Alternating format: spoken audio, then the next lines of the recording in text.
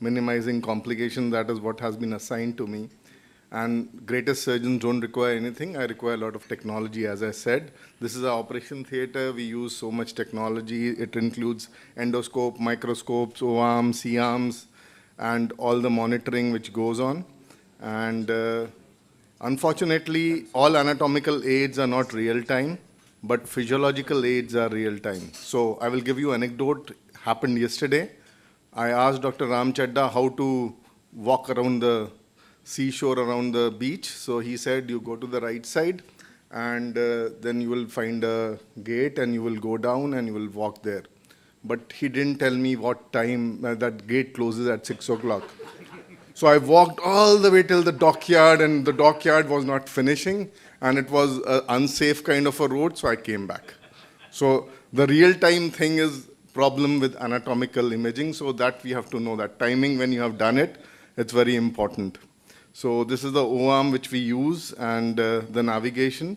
But you have to remember, just as I said, the image is not real-time. Any shift in any of the parameters which are governing your navigation are going to cause a disaster for you.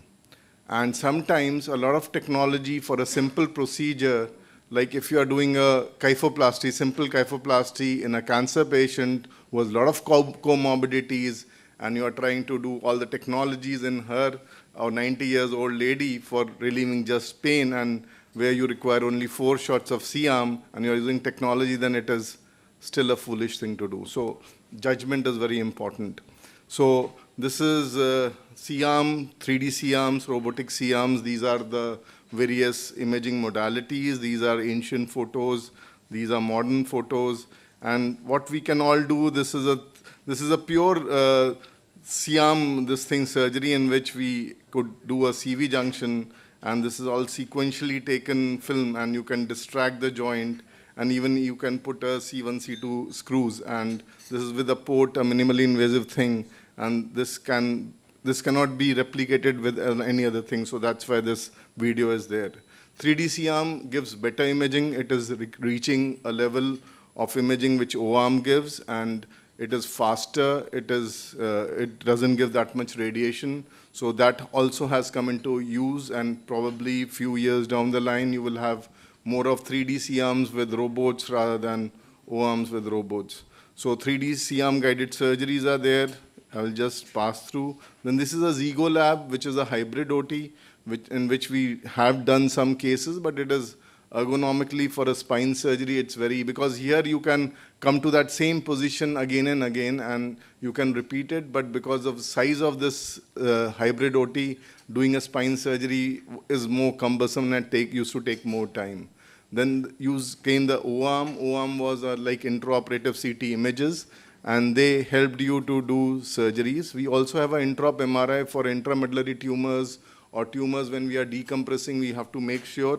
So the patient will lie and they can go slow. This is our operating table, which is here, and the patient can directly go, and we can see the extent of resections of a tumor for this thing.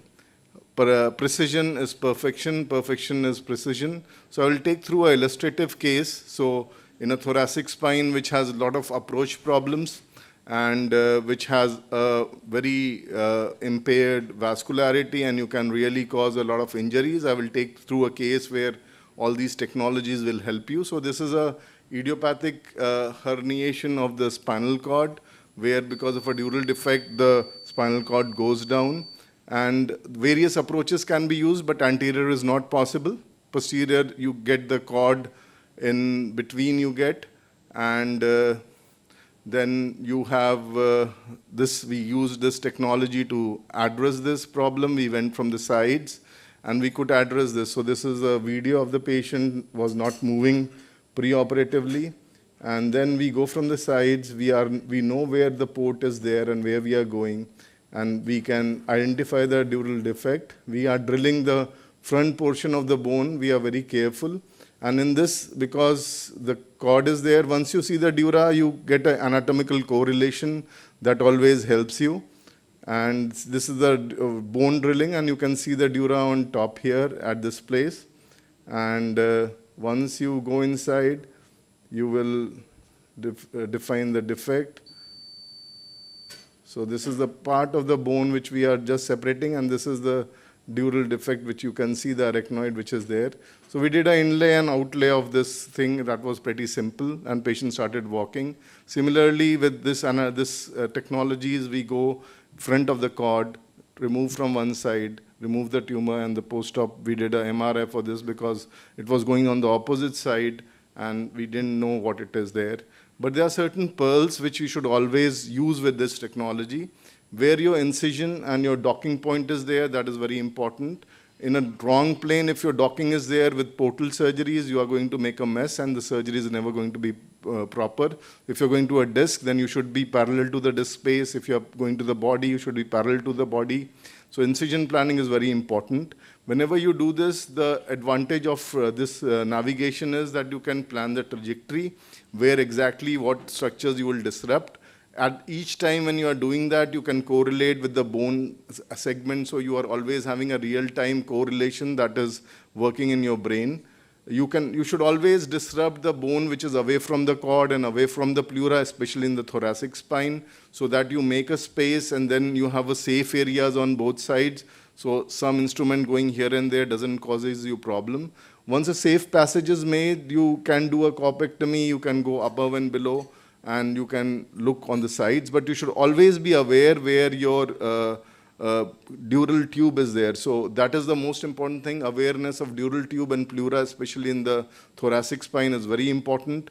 And once you have done, you can, with this anatomical aids, without radiation again and again, you can go into upper and lower border, but always correlate with the normal bony anatomy. You can scavenge everything, and then you can reconstruct. At this time, anatomical aids may require an endoscope where you can take it inside and see the ventral dura from the one sides. And you can also insert a cage, but you will require, again, another imaging with this. So in conclusion, in 24 years, I have done this. I have used 2D C-arm for 6 years, 3D C-arm for 10 years, and O-arm for 8 years.